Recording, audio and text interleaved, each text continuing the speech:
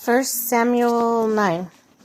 There was a Benjamite, a man of stand, whose name was Zikish, son of Abel, the son of Zimor, the son of Bechorath, the son of Aphiah of Benjamin, Kish, and son named Saul.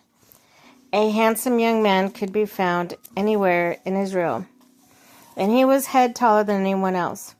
Now the donkeys belonged to Saul's father Kish were lost, and Kish said to his son Saul, "Take one of the servants with you and go look for the donkeys." So he passed through the hill country of Ephraim and through the area around Shalisha, but they did not find them. They went on the district of Shalim, but the donkeys were not there.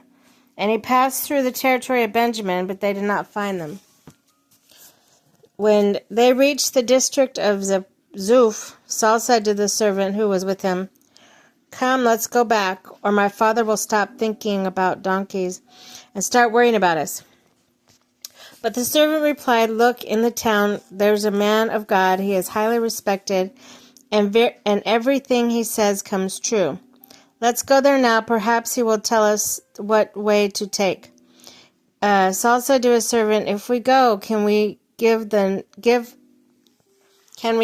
man the food of our sacks is gone?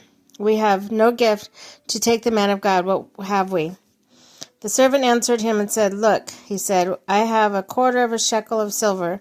We'll give it to the man of God so he will tell us what way to take." Formerly in Israel, if someone went to inquire of God, they would say, "Come, let us go to the seer," because the prophet of today used to be called a seer.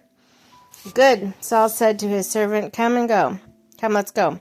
So they set out for the town where the man of God was, and they were going up the hill to the town. They met some young woman coming out to draw water, and they asked, "Is the seer here?" "He is," they answered. "He's ahead of you. Hurry now, and he has just come to our town today, for people have sacrificed at the high place. As soon as you enter the town, you will find him before he goes up to the high place to eat. The people will not begin eating until he comes, because he must bless the sacrifice afterwards. Those who are invited will eat. Go up now. You should find him about this time." So they went up to the town, and as they were entering, there was Samuel coming towards the place on his way up the high place. Now the day before Saul came to the Lord, he revealed this to Samuel. "It is about this time tomorrow I will send you a man from the land of Benjamin. Anoint him ruler over my people of Israel. He will deliver them from the hand of the Philistines. I have looked on my people, for their cry has reached me." When Samuel caught sight of Saul, the Lord said to him, "This is the man I spoke to you about. He will govern my people." Saul approached Samuel in the gateway and asked, "Would you please tell me where the seer's house is?" "I am the seer," Samuel replied. "Go ahead of me into the right high place, for today you are going to eat with me. In the morning I will send you on your way and will tell you all that is in your heart. As for the donkey, you lost 3 days, but do not worry about them. They have been found. And to whom is all the desire of Israel turned, if not to you and your whole family line?" Saul answered, "But I am not a Benjamite, from the smallest tribe of Israel, and is not my clan the least of all clans in the tribe of Benjamin? Why do you say such things to me?" Then Samuel brought Saul and his servant to the hall and seated them at the head of the house, who were invited, about 30 in number.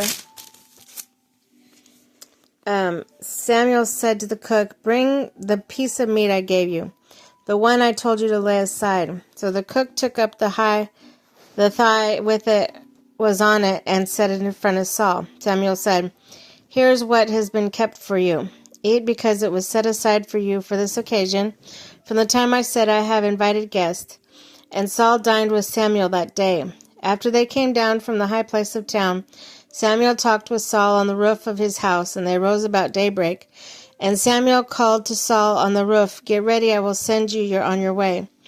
When Saul got ready, he and Samuel went outside together. As they were going down the edge of town, Samuel said to Saul, "Tell the servant to go on ahead of us." And the servant did so, "But stay here for a while, so I may give you a message from God."